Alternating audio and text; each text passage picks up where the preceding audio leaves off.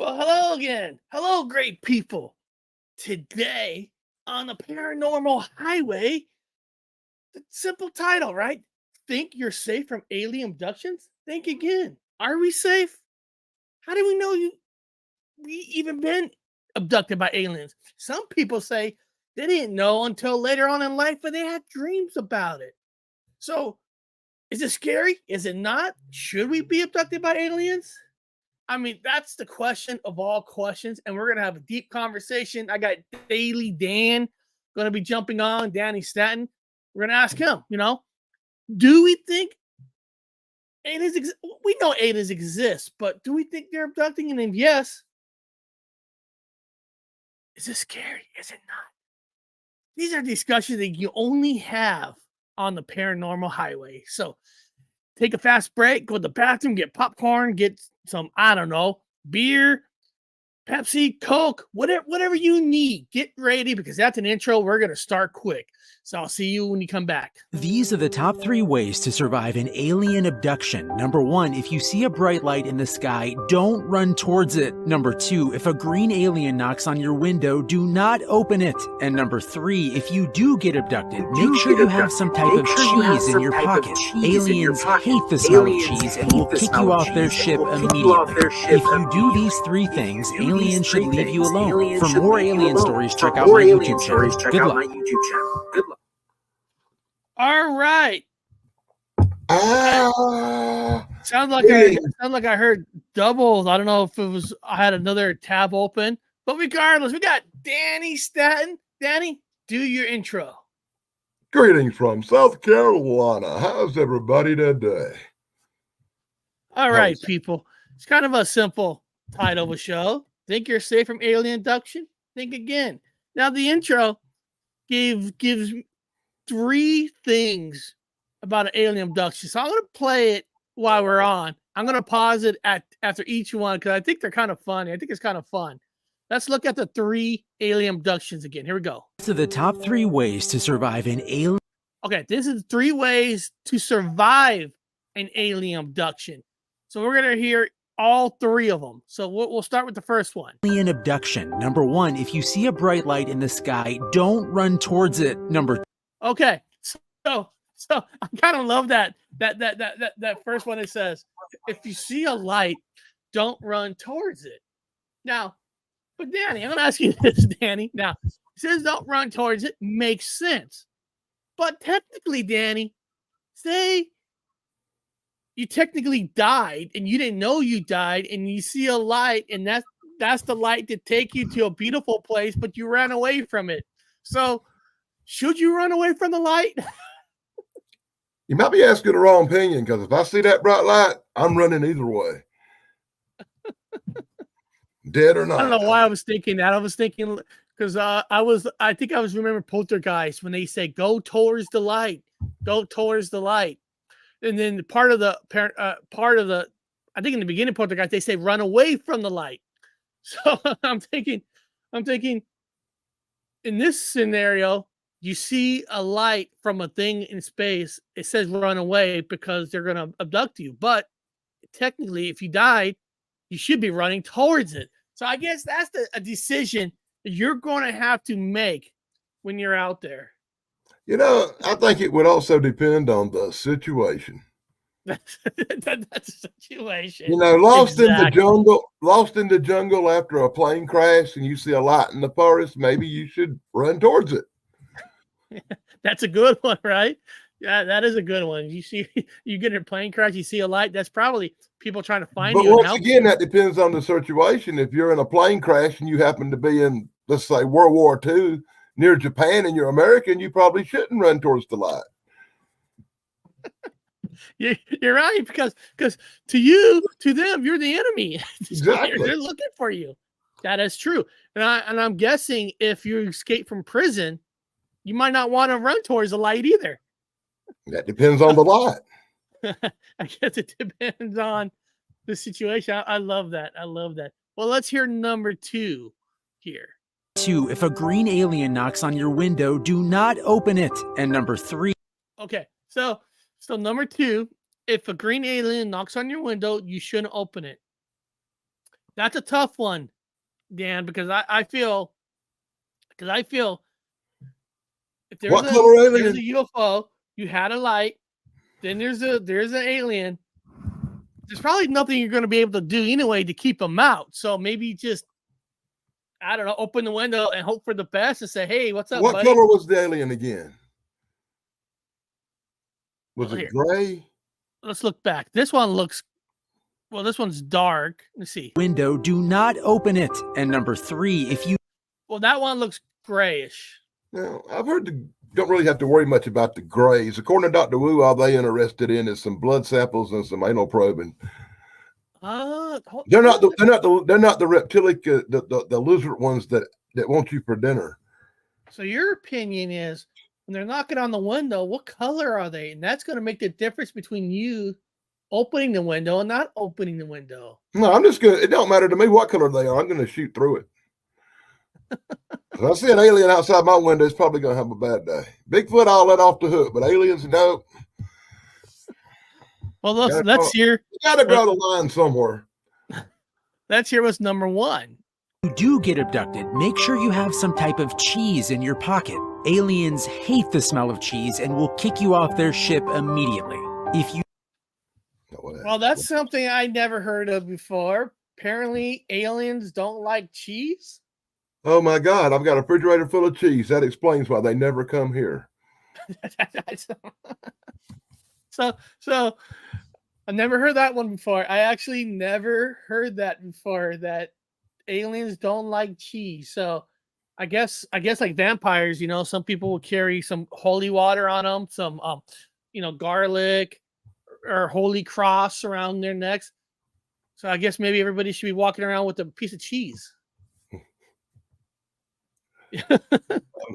Wow. I know, but I wonder, is there a certain kind of cheese? Do they hate like It's cheddar probably cheese the Limburger. most? Vermont cheese? Limburger revolts me. I know aliens aren't going to like it. Blue cheese. What kind of cheese they hate the worst? That's the one we all want to know. There's lots of stinking cheeses. I just thought that was funny. So, okay. So what we learned there is you see a light from a UFO, run from it. You want to stay safe. And what we learned from Danny is if they're knocking on the window, if they're grays, that's fine. But if they're greens, you better run because you're about to get probed. But if you do get captured, you're going to wind up on a buffet. Yeah. And then if you do get captured, make sure you have some cheese on you because apparently to this story, aliens don't like cheese. That's a new one on me. What if I could show you right now on this live stream a supposed picture of an alien in custody? Let's see it. At Area 51. Because I saw this and I wasn't too sure about it, but it's a very interesting old picture, and I'm sure it's been out for years. It's in a book, but I just happened to pick this up this week. And it's the Roswell incident by Charles Berlitz. And I was looking through the photo section of this cool old book from like the 1981, I believe. Yeah, 81. And in the picture section, if I can find it, was this. And it's supposed to be a picture, a blurry old reprinted picture where they took the picture and put it in a Xerox machine and run it off. But it's supposed to be a picture of an alien actually in custody. And it's got the drawing of what you're seeing at the bottom. Is that an outfit? It looks like he's wearing like a Civil War outfit. I think it's some kind of a breathing apparatus. Yeah, I mean, literally, it looked like it was wearing some kind of a Civil War outfit. I don't know why. Pretty interesting, huh? Hey, like I said, I love this book I picked up because it's so full of diagrams.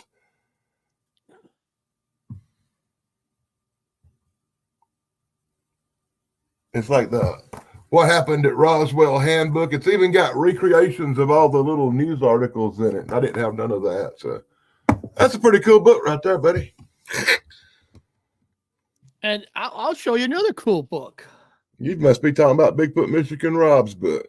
Because I was talking to him about that today on his live stream earlier. Yeah, he made a nice comment about me today about promoting his show. I don't promote his You show. can't have a show without talking about Bigfoot Michigan Rob's book. That's a meme you should freeze like that. It is a good book, you know, and I'll be the first to be honest. You know, I don't. It's not that I don't read books. It's hard to find the time to actually read books, you know. And if I'm going to take time to read a book, it's going to be from somebody from the community. See, Kind of like I'm Bigfoot blessed. Anon's I'm book. blessed. I'm what they call a speed reader. I can read through I read through this book, this thick book, about 300 pages. I read through it in like 45 minutes. I mean, that book I have. Then I started this big 700-page book over here called I'll show it out. The Wars of Gods and Men. Yes, Zechariah Sitchin, and it's got all the stuff about the Anunnaki in it coming to Earth, and all the original translations from the stone tablets he done. It's even got all the Sumerian characters in it. It's really a cool book if you're into ancient language translation and stuff. Hey, check it out.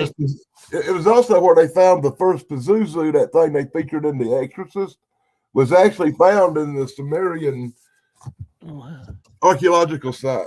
Roger Blair was wondering if cutting the cheese would work. Hey, you never know, right? You never know what will work or not. Ask Ron. Hey, Ron from Cosmic Neighbors, did you see any shooting stars last night? I was going to go live the minute they started, and then all of a sudden, like 12:15 or 12:20, I got complete cloud cover. I couldn't even see the stars, much less one shooting by. It was really a disappointing night.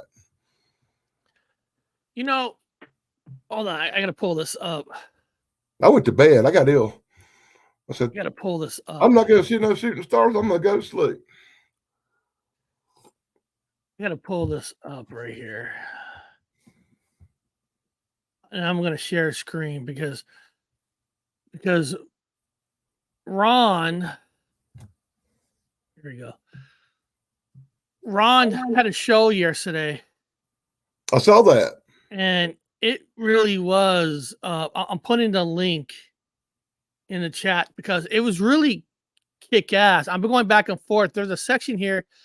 You know, I love real talk when they talk about if society like breaks down in life, and he was talking about it here, that people want what other people have, and how society breaks down where people kind of like when you watch Survivor in a way where groups get together, everybody wants to rule. They want what you have. I mean, people are the most scariest things on this planet. Not the aliens, not everything else, is people and what they will do if they had an opportunity to gain power. So it was a great conversation, people. If you guys have a chance, go watch this. Him and Jim knocked it out of the ballpark. Sorry. You want a perfect example of that in society today? Watch the TV series called The Walking Dead, and you'll find out that the worst thing out there is not even the zombies, it's the other people. Oh, yeah. Yep. Let me see if hold on. Do I have it up? Let me see if I got on that one section. Let me see here. In northern Mexico, that had to be done in space. You're not going to have anybody come to your rescue because every vehicle on the planet used today in modern governments rely on computers to run.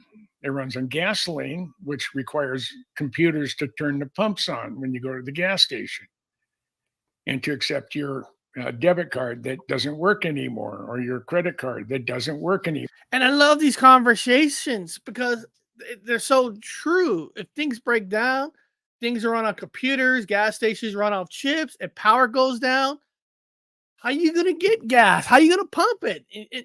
It's not like, old cars where you could do repairs yourself, replacing a line, doing repairs. with newer cars, we don't have the equipment on our in our car to repair chips and computers. So, I mean, it's almost like we are distancing ourselves from a true good survival of life if needed. You know, the old cars like the 69 Ford Mustang, the older, just straight V8s and V6 motors were so easy to work on. They were like giant tinker toys. I used to take them apart and put them back together. But Yeah. today's motors, you couldn't do nothing to it. No, If you had to no. survive, you would have to find you an older car, like a schlepp car or a dune buggy or a old Volkswagen, something No. easy to work on. I can't remember what part it was. There's a part we had in the car that broke, didn't get replaced.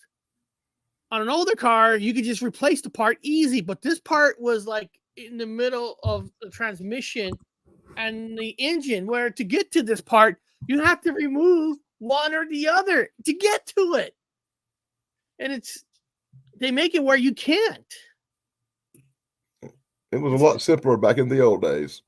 It really was. It was simpler in And a that way. was the way it was, and we liked it like that. Kind of like. I know, Danny. You remember this? In the '80s, we had that awesome movie Red Dawn. Oh God, I don't think that was too awesome a movie, but well, no, I'm glad you liked it. I liked it. I actually enjoyed it. It's about fighting back. But I'm not a fan. But if something like that happens today, young people don't really have. They have less survival skills than I would say. I'm not saying our generation was better now. I'm not saying that, but I'm saying is the survival skills are getting less and less. I gotta say something. Electronics. That has to be the most unrealistic movie that ever existed. Okay, you want to tell me in any American city in the United States, a bunch of goose are going to jump out of planes and parachute in and start shooting people, and then they're going to be able to take over? You know what's going to happen? We live. If they tried that crap in South Carolina, they'd have a bad day because 90% of the people I know walking down the street got a gun on them. They'd be shot out of the sky, boy, pop, pop, pop, like pigeons. I'm not saying that. I'm not saying how to get there. I mean, listen, Rambo movies, they're all fantasy. But what I'm trying to get at is the survival skills is getting less than less when more people are on computers and everything's running by chips and stuff. So when tragedy happens, even from a war, from a small meteorite hitting the planet, not destroying the planet, but causing it where chaos, people are having less skills. That would be one situation, which would be entirely different than the Red Dawn scenario, where another country is going to be stupid enough to try to invade the United States. This is the one country on earth. England don't even have no guns in the public. It'd be real easy to pull that crap on England. Sorry, guys. You don't even got, but now they got hunting rifles and buckshot. They got to use duck shot on the bad guys, Unless you're in the military, you don't got weapons in England. Even the police don't carry guns, dude. They carry nightsticks. Listen to me. This is the United States. Not only do our cops carry guns, we got SWAT teams. No, you're talking about a country where a good 75 to 80% of the population's armed. During World War II, the Japanese said the biggest mistake we would ever make would be trying to invade the United States because everybody had guns. That was in the 1940s. There's 10 times more guns now. And in the 1940s, Japanese wouldn't invade the United States because we got too many guns. Their people were fighting. If we invaded them, we'd be fighting people with pitchforks and swords. Their military had guns. Their people didn't. If you think about it, when we were at war against Britain, when they're trying to take over America, they were winning in the beginning, but then we start winning because we started to put in guerrilla warfare. I mean, we got, like you said, farmers, weapons, guerrilla warfare. It's unconventional. It's like you said, it's America comes together when it needs to. We're separated. We're always split in halves in America, split in halves and thirds. But when when the shit hits the fan, Americans do band together. I mean, you're dealing with you're dealing with a country full of people so crazy they sit around and kill each other and have cities with the highest murder rates on the planet. Do you really want to invade that country? If they're killing each other, what do you think they're going to do to you? I know. Get them together, then you got a bad problem. you know, and if you're gonna, sure. I mean, I guess if you're gonna take over some parts of city and stuff, look for the most liberal city there is, and that's probably the easiest ones to take over. But, but that is true. But I just, like I said, if you guys get a chance, guys, watch that Cosmic Neighbor show yesterday. I love their conversations about how people change if the environment changes. I mean, it's every person for themselves in a way.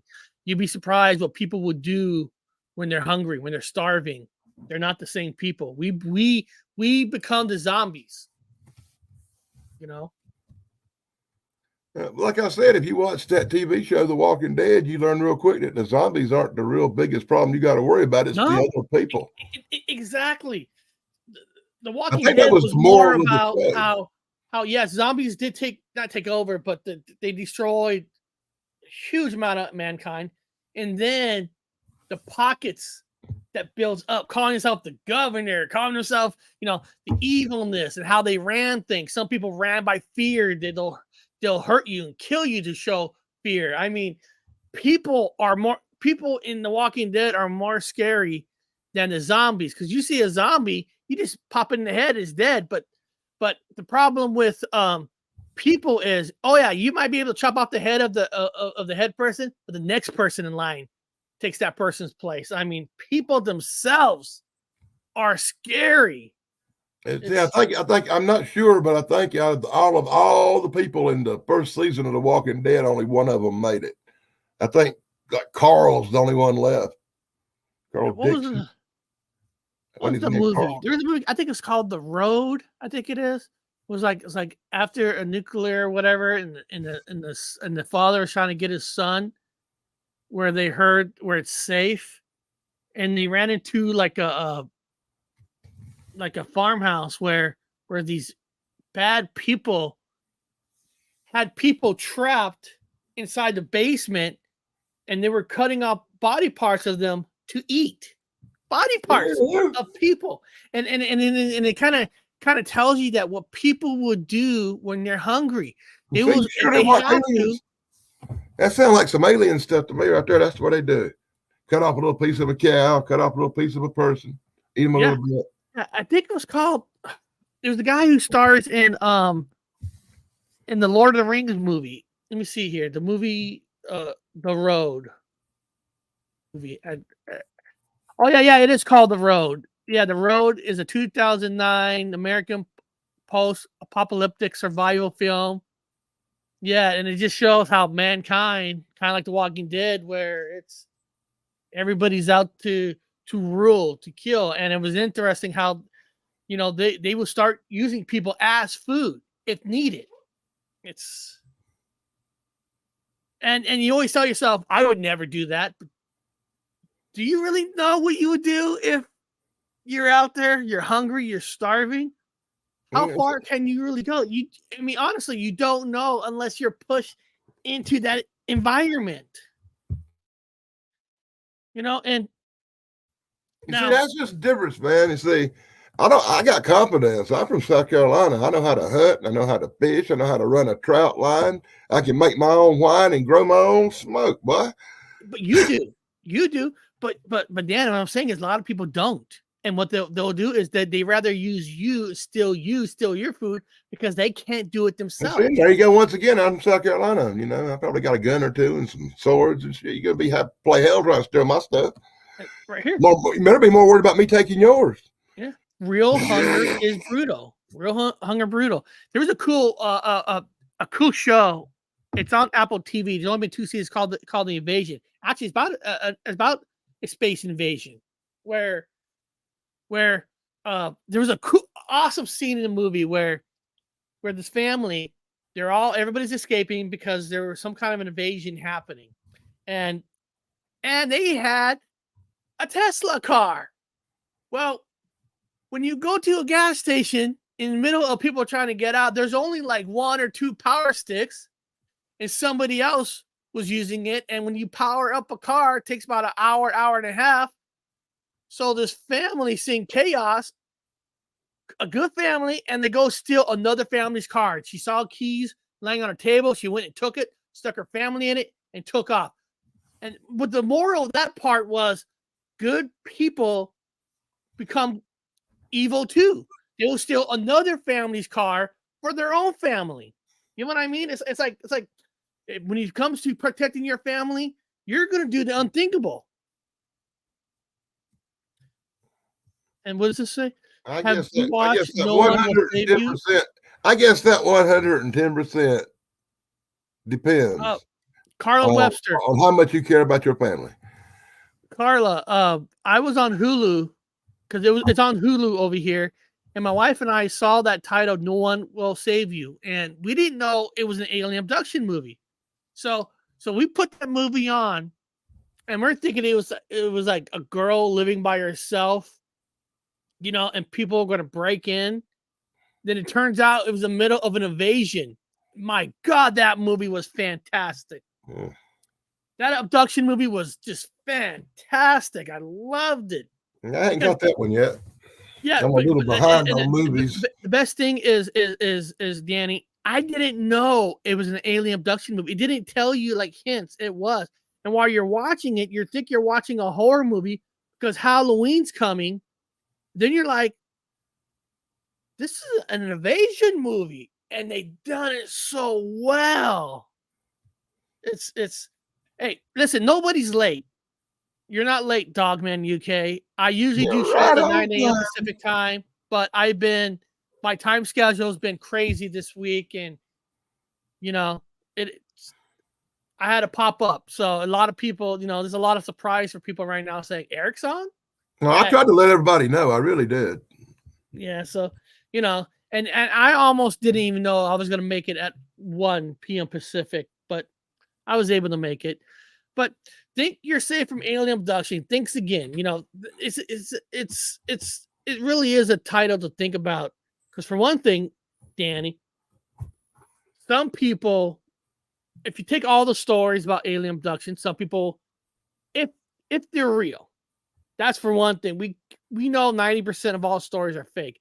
But if you take real stories, there's people who say they remember being taken. And then there's people, where my brother's story, that they said that they were taken, but they have no physical memory of it until they start seeing it in their memories that they were abducted. So first question is, do you think you're safe from alien abduction? Or if you might have already been abducted, you just your memories haven't really come out. So I'll ask you first, Danny, do you believe, let's start off easy. Danny, first of all, do you believe in alien abduction? I believe it's very, very possible. And here's a question for you real quick. Are they one alien story you've heard, like Travis Walton or Betty and Barney Hill or that Zemeckis guy who saw a UFO in the desert? Are they one story, just one, that you 100% believe really happened? That's a fantastic question. I love questions like that, because when you are they one stories, you believe? And I've been putting out a lot of abduction stories because there's so many out there. I mean, I'm just gonna share a screen what I'm talking about. If you guys haven't been watching it, I've been putting these out a lot lately on days I don't go live. For example, I'm just gonna show, and then I'm gonna get to your question. Like it's hard to believe on how many abduction stories there are. Stephanie Faye Cohen is a psychic who says she's abducted and have intermittent sex with an alien. Suzanne Brown. There's David Huggins, who says he lost his virginity to an ET. Twin sisters, Andre and Debbie, who has claims that they've been abducted together. An actress from London named Abby Bell claims that she had relations with with aliens, 2 women who had sex with aliens. I mean, the David Runham's story that says he saw my brother and father been taken into a ship. You have Ming Xiaogo claims.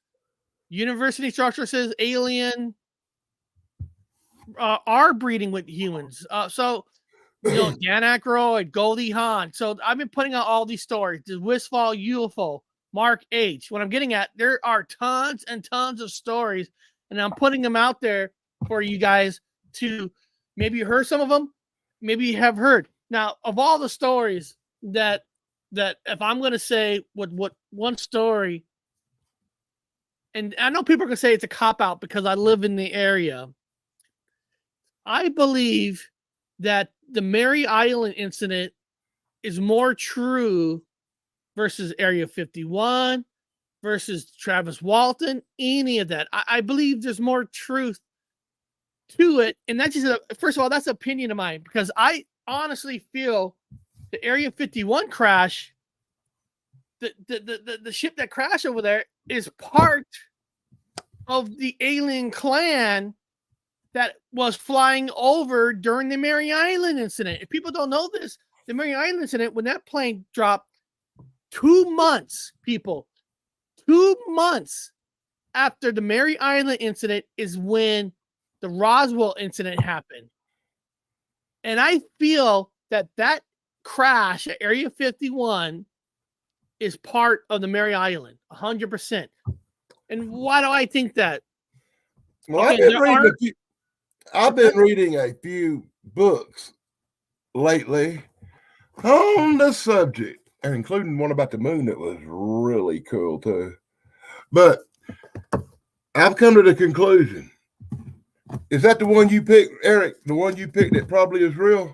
I'm picking the Mary Island incident. Of all of them. But I feel that's the most. I feel well, that's here's the what most, everybody in the chat's going to love. It don't matter if you pick that one. It to don't me, matter. I feel that's the most real. I think that's the mother of UFO crashes, and I think a lot of UFOs that I've seen after that is from the same alien race that happened during the Mary Island incident. I 100% believe the Area 51 crash is from the 6 ships that was over the Puget Sound water. Okay. So listen, that's your pick, and you believe that. And it don't matter. It's opinion.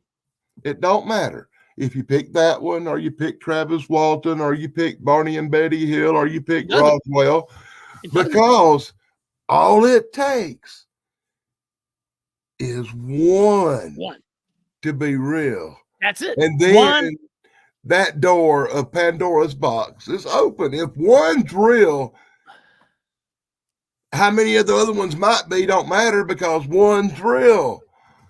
You see what I'm saying?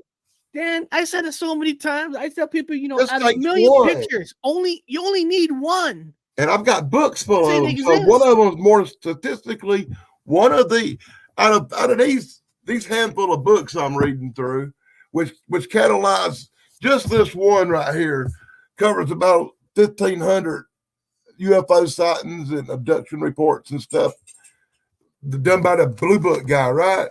If just one is real, UFOs are real. So statistically, I'm saying probably one of them's real. So now UFOs are real. And now you got to look at everything. I picked Dr. Wu for 1,000. And, going back to this last one I put out, I put it on my Reddit page. And somebody on the Reddit page goes, Eric, what is all this? Is this all National Enquirer? And I hate people like that. I hate people like that, because they take society. They're like, everything on National Enquirer is fake. If something's fake, they're all fake. They're all fake. And then you sit there and you National Enquirer is real, Eric. And I message you back. Well, first of all, how do you know every story is fake? Were you there with these people? Were you in the same room? Listen, I'm not saying they're 100% real. We don't know that for a fact, but because a New York Post or National Enquirer is covering a story, it's automatically fake. It's almost like we're trained in society that if there's going to be any truth, it's going to be on CNN, it's going to be on Fox, MSNBC. It's like we're trained that the truth is only coming from those channels with Jeremy Corbell's and all that, where people don't have an open mind that you don't know. Some of these claims could be 100% true. We don't know. You know, now I know I get some of these get a little crazy when they talked about they have 10 babies, and I know I get that, but it doesn't mean those person has never been abducted before, even if they exaggerated the story. And then there's always that question: what if they're telling the truth? That's exactly it. And I hate when people saying, "Oh, that person." Listen, I always tell everybody, you can't believe everything technically at 100%. You know, you got to give yourself 70%, 80% because you weren't there. Only things is 100% if it's happened to you and you know it happens to you physically. Everything is you know, you got to leave that little opening that something can be fake, something can be real. But I listen to everybody's story, and I make up my own mind because I'm an adult. And I don't listen to what nobody else says. If you got some jackass that's running around saying he's a faker, I'm not listening to that person. I'm going to watch the evidence, make up my own mind, and watch or not watch. But I'm not going to make no big stink, and I'm not going to call nobody names like some kind of childish 2-year-old. I'm not going to act like one of these goofy people that want to make a bunch of videos criticizing everybody else.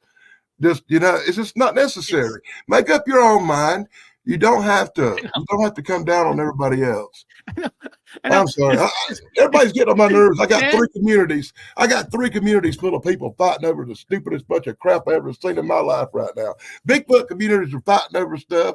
The UFO community's having a little spat. And believe it or not, this is the one that really gets me. The Andy Griffith community are fighting over Otis, and I can't take that.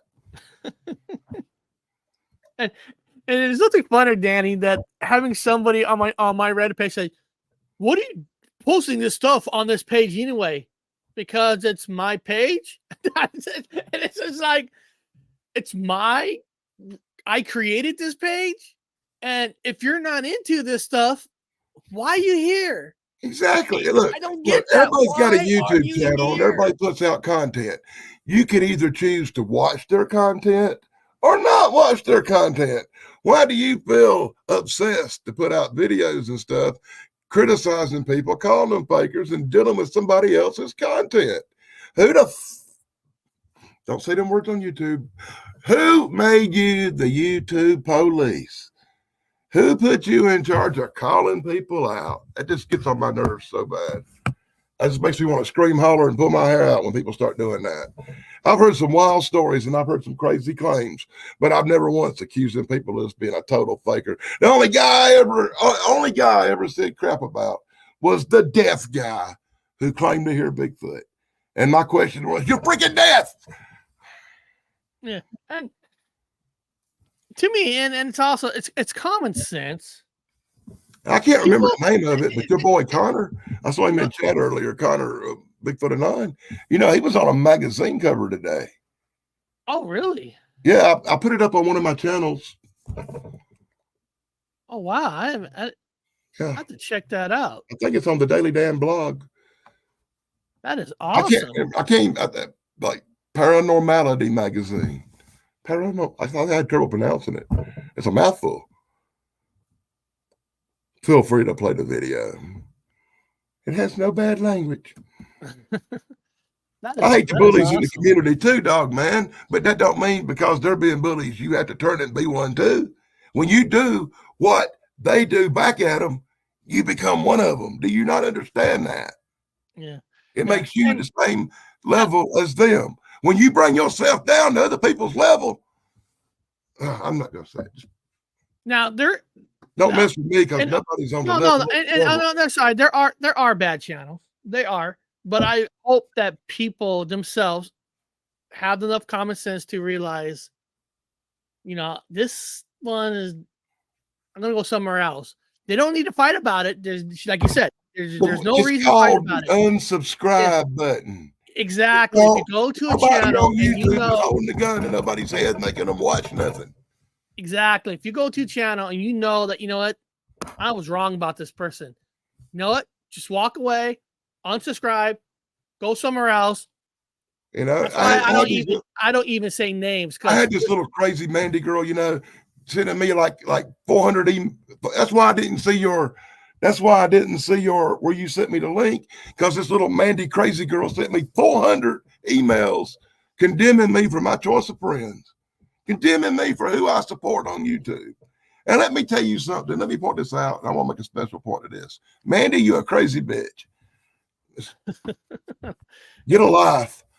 You and your stupid sister. Get a life. I'm going to watch who I want to watch, when I want to watch, and how I want to watch them. And nobody tells me who to watch. It just don't work like that with Danny. I'm mad about it, Eric. I'm mad about it. I don't blame you. Listen, trust me. There's times, Danny, that I want to open up a channel and I want to go after so badly some of these channels of the shit they're doing. But you know what? I say, you know what? If I do that, I'm no better than they are. You know, sometimes you got to pick yourself up and think to yourself, I am better than these people. I'm going to do what I'm going to do. If people want to follow them, and I'm not going to, like I said, I'm never going to name channels, but there are channels like that. So what I just say, just move on, and move on. Now, see, that's just it. I watch everybody. I'm subscribed you do watch everybody. I see you on everybody's channel. I'm subscribed to 2,600 channels, and I don't care who says anything about none of them. I'm going to watch a little bit of everybody's stuff to see what's going on. I'm not going to unsubscribe nobody because they get mad at me or unmod me or get crybaby because I said something about something they didn't like. Whatever, you know. I don't hold nothing against nobody. Bunch of babies. That is one thing, Dan. I will say I hate about certain channels when whatever topic they have, and if you come up with, I'm not talking about being a jackass. You come up, you disagree, and you're not being a jackass. You make like, I don't disagree. I don't like. I'm not really believing the person you have on. They will mute you, and I don't like that. If that person is just not liking, I'm not saying not like an interview, not believing the interview. You should be open to people's opinions. Why? As long as you're not being a jackass about it, you should not find out those. My question is to the people that's going to start calling, oh, he's a liar, he's a faker, it's all that crap in the chat. Who are they to make that decision? It just, I don't do that. I might not believe what I'm hearing. I'll just go, wow. That could go either way. Yes, I want to debate them. They don't debate me. You know what, dog, man? There are people say I don't do or people there, and I don't want to name it, but there's a channel who all they do is thrash on other channels, and then somebody says, "Well, can I come on there and debate you?" I don't do debates. To me, if you're gonna bash on people, that's what you're gonna do. There's more than one channel that does. You should debate. You should debate. You don't bash people, and you should debate. That's what you're doing, but we don't care about that.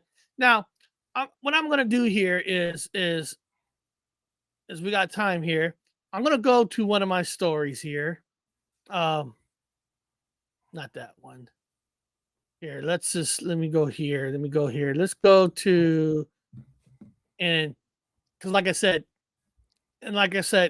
now again, people, if I put these, when I put these up on my channel, I'm not here debating if the story is real or not. These are stories from articles, from magazines, and I'm putting them out there just in case you never heard of it.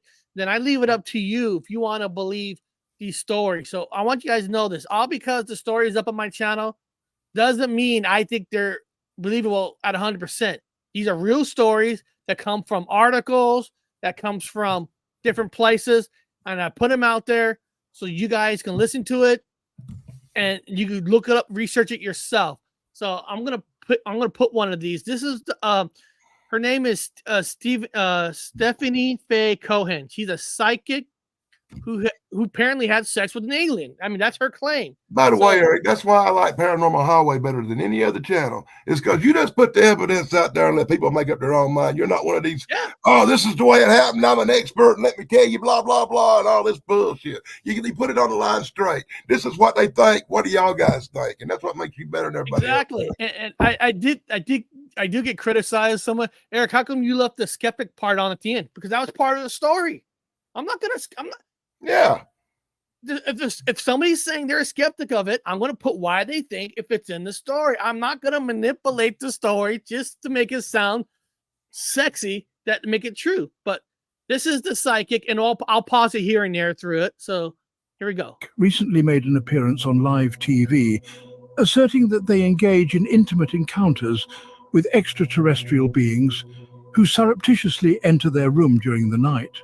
The psychic further claimed to experience extraordinary pleasure, describing their encounters as otherworldly orgasms with beings resembling octopus men and cat people. Stephanie Faye Cohen made... Just so you guys know, if you really listen to that clip, you will hear I added in some special effects.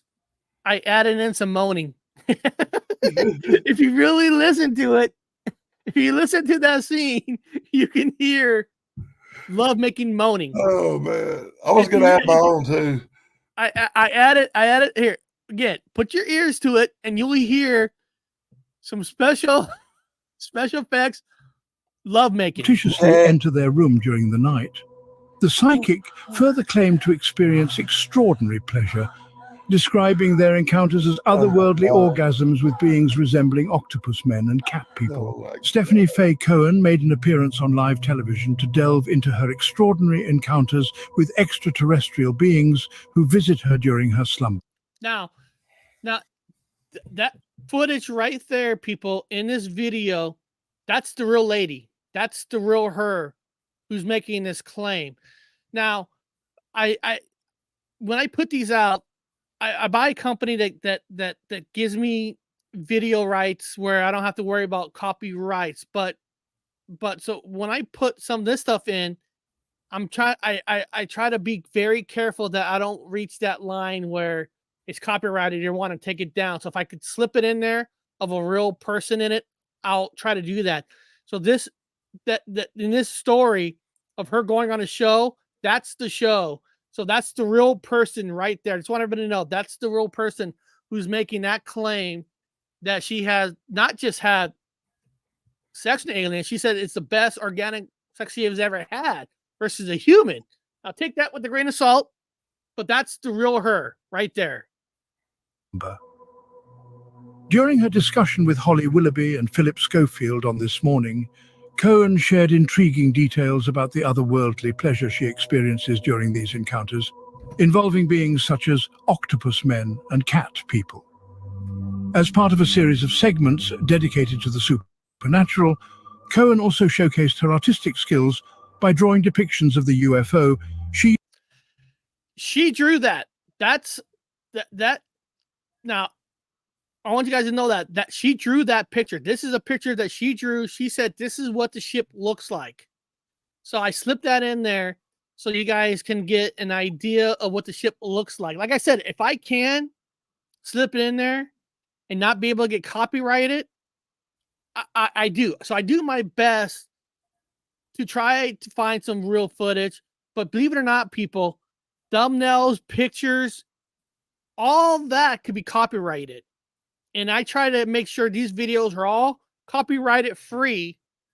So you guys can reshare it. You guys can show it. And you don't have to worry about a third party saying you can't show that. Because the footage is all owned by me. So just want to give guys that little information. You can show this on your channel if you want. But that's the actual picture that she drew, saying that she was picked up by this ship.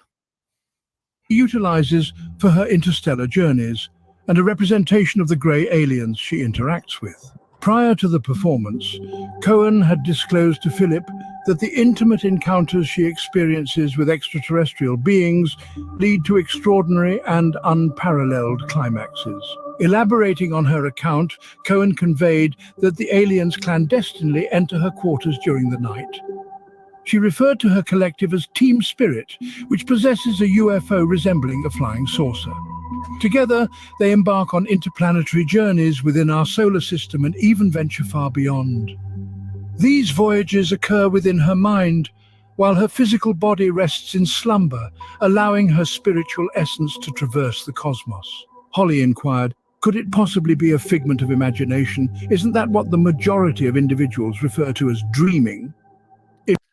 Now, they talk about dreaming, where a lot of the stuff comes, their memories comes through dreams. Now, nobody is scientists here and all that, but people, even scientists, don't fully understand on what the dreams are doing. So sometimes some people make claims that they feel they're abducted through their dreams. And Hey, Eric, you ever tried this? no, It's Arizona green tea. I don't know if anybody in the chat's ever tried it, but if you ever see this stuff and you like tea, you should try a can of Arizona green tea. A sponsor of the Daily Dan blog. yeah, I need to get a They sponsor. sent me 15 cans. I wish I could get a sponsor for my channel. I got two good sponsors. I got Arizona green tea now, and I've got Slim Jim.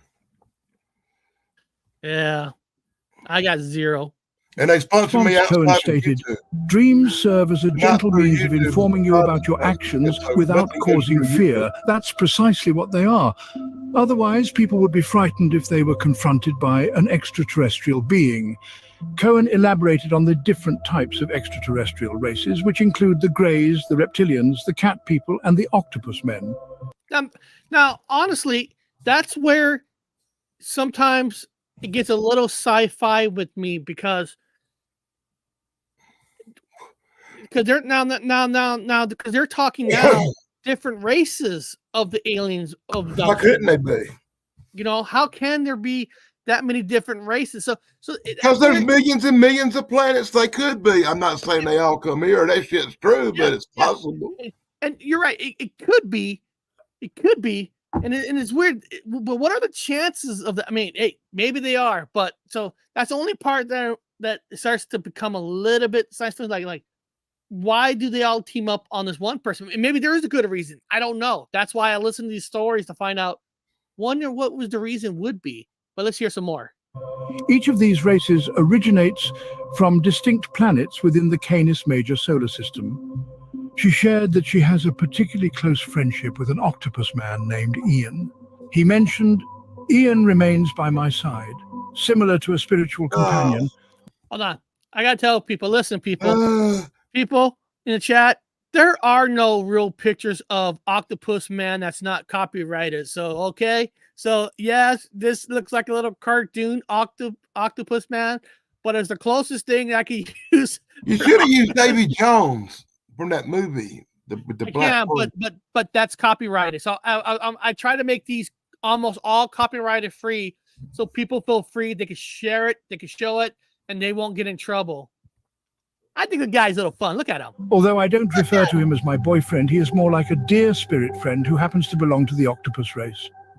All of these races engage in sexual activities, but the cat people in particular possess a heightened sexual energy, and it is an integral part of our culture. Professor Chris French, a skeptic of supernatural phenomena, joined Cohen on the show to challenge her beliefs.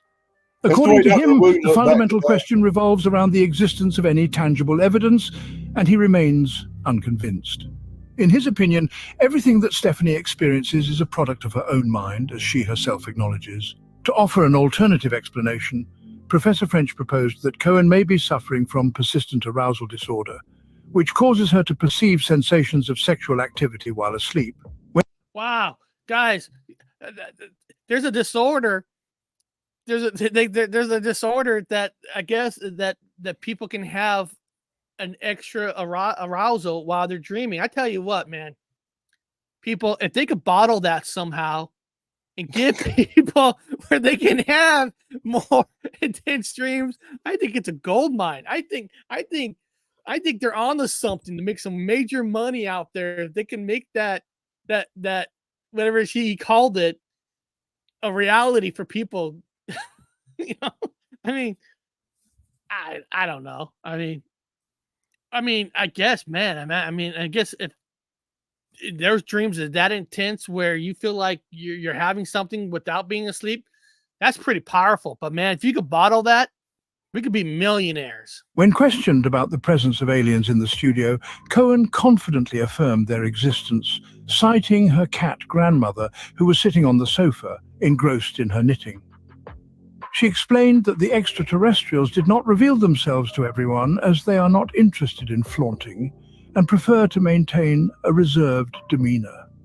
Additionally, she mentioned that each individual has their own unique guides who exclusively manifest themselves to them. Cohen found herself unable to rely on her extraterrestrial mentors to disclose the contents of Philip Schofield's briefcase in his dressing room, leaving her perplexed as to the reason behind it.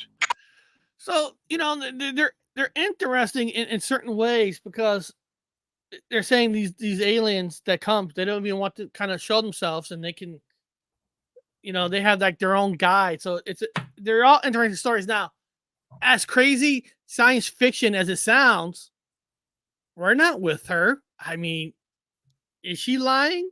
Could be. Yeah, Is it all in her you have head? to, you have to Could take into be. consideration that once in a while these people reach that level of Corey Good fiction, especially in the UFO community, and that's what the big arguments out there right now are about. How much are you willing to believe of all this with Stephen Greer and Butt Cheeks, whatever his name is, Corbell?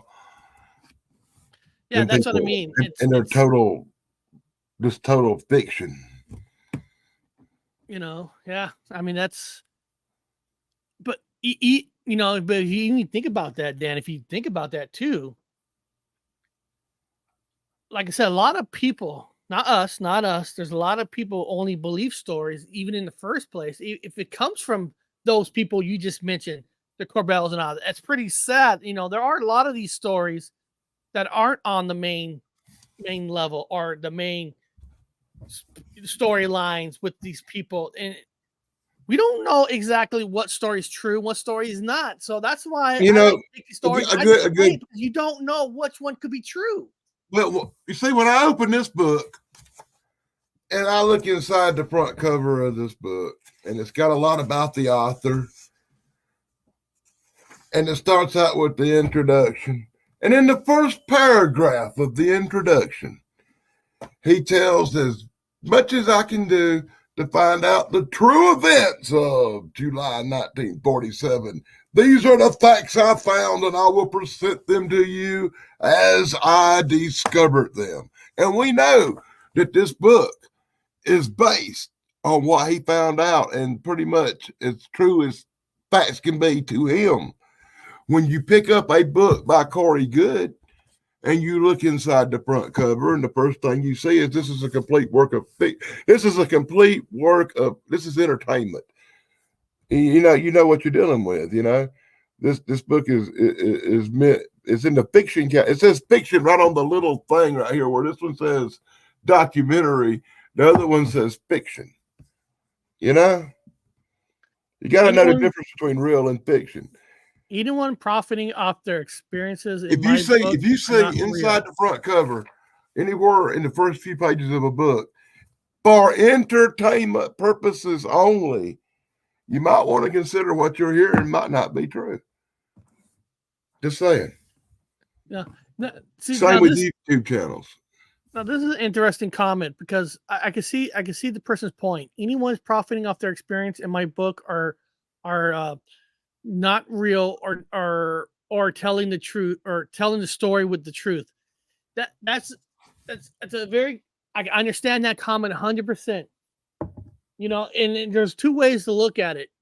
If somebody's coming automatically with the story for the fame and stuff, you know, I can see your point where they're probably making it up and all that, you know, but there are people who do tell stories to certain people, and somehow it gets it gets on the fast track somehow. It gets overall. Say somebody went on my channel, which never has happened, came to my channel and gave us a story, and somehow it was picked up by the news stories and all that. And somehow everybody wants that person to go on their news channel, wants and all that, all because they told a story here. It's weird to think about it because, that person who is telling the truth did have the balls to come out with the story, but did not do it on a mainstream, did it like a channel like maybe mine or Danny.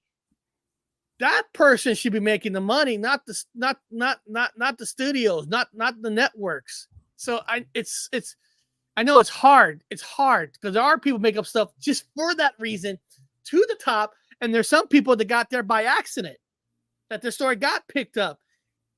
And it's sad. Like Jimmy Corbell, when he gets these people, they have to sign a contract with him and they have to give him like 33% of anything they make. That to me is sad because he's profiting off other people's stories that might not even be real. He's just getting it out there for him to make himself money. That is completely wrong. But if Danny had a true story about his abduction, he's the only one that should be making money off his story, not somebody else. So it is such a gray area on how you look at it. Depending on how your story's out there. I'm not one of these people that's lucky enough to have multiple craps happen to them. I've never been abducted by no aliens. I've seen some stuff in the sky. I didn't know what it was, but it could have been experimental aircraft or drones. I'm not going to swear I saw a UFO, even though I did film something one day, and when they blew it up, it looked like a black triangle, but who knows who makes black triangles? You know what I mean? Yeah. Yeah, ain't no guarantee that's an alien, so I don't have no luck with ETs. They don't like me no more than these damn big birds do. Big birds always fly off every time I try to video them for the channel. It's all. Thank you, Eric.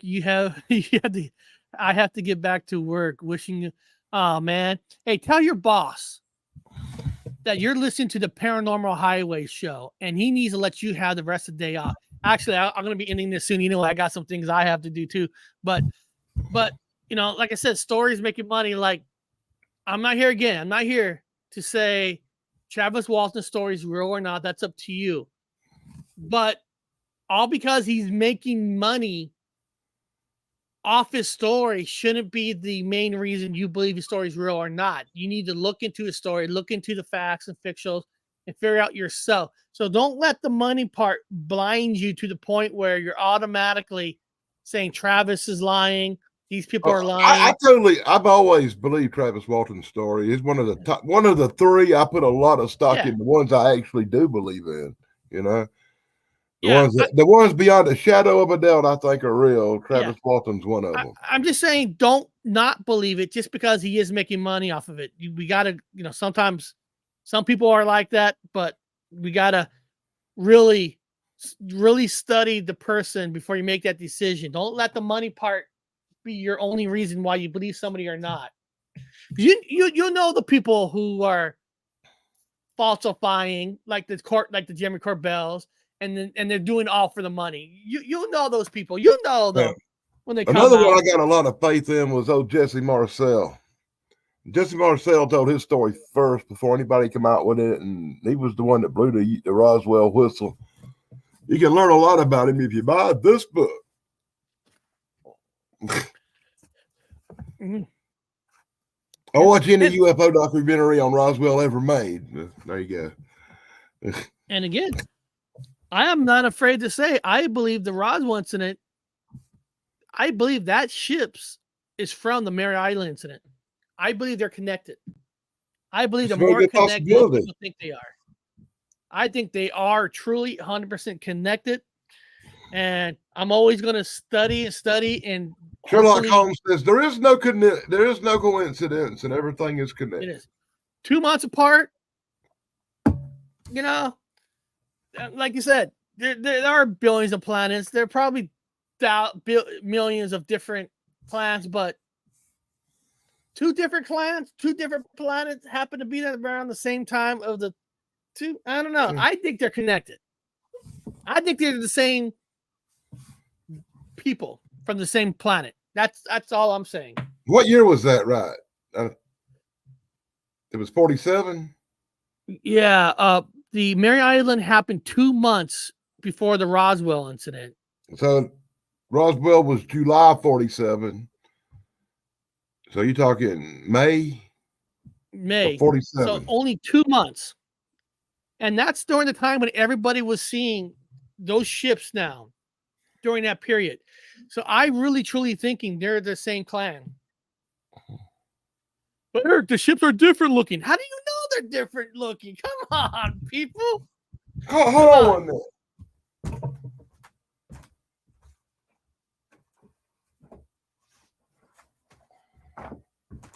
There's one I don't whoop out very often. Have Look you ever all heard around. of this? You know who Look all Adamski around is? the world. A is for Damsky. Adamski. You ever hear of him? No, This I don't book know. is actually called The Golden Age of UFO Contactees. See right there, Eric? Yep. And it contains all the abduction stories with diagrams and pictures of the UFO abductions between 1936 and 1980.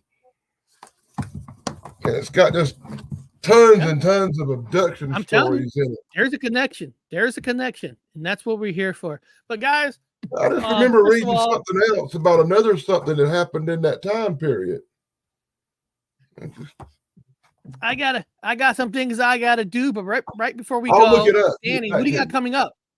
What do you got coming up, What Danny? a thing. I don't know what I'm going to do. I'm confused and dazed, man.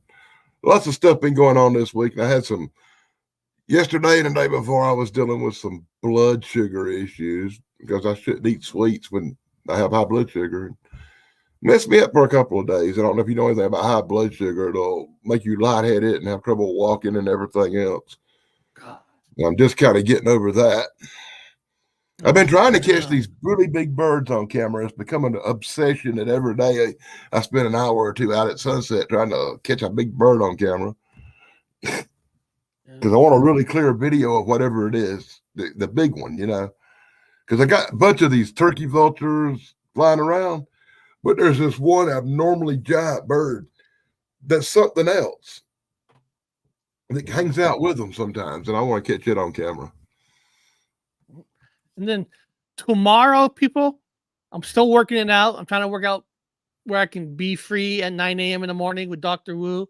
I got to do some things right now, see if I get it done for the morning. So I'm going to try to, but just in case, if I can't be on live tomorrow, I will be putting on, I will create a video for that. Then this weekend, I am going to create some shows because Danny gave me that idea. Said, Eric, you should make some of your like news shows like you did in past stuff and have those if days you can't make it. And that's a great idea. And You gotta have something ready, man, because people expect to see Eric around 12 o'clock every day. And I love that. You ruined my day today when you didn't show up. I had this whole hour I had to figure out what to do. I feel so bad. So I am going to work on filling those gaps. But beyond that, guys, I got to get going. I want to thank Danny for coming on. It's always fun to have these discussions. And then I always say the truth is up to you. If you ever want to do a show where I tell you about what I think about your encounter at the Civil War reenactment thing, it might blow your mind, and we should do a whole show about that one day. Yeah, that's a good idea. And I can give my opinion on it after hearing your story. That kind of a show should be done on a I Friday. want to get you and Dr. Wu and me together, and you can tell your story and stuff, and then I'll tell you some stuff you probably never noticed about your own story. That's awesome. So beyond that, guys, like I always say, we'll all see you next time on the Paranormal. As far as alien abductions go, former British Ministry of Defense employee Hilary Porter is the best in the business. Porter claims her first alien abduction happened when she was in a fenced-in garden at the tender age of 5.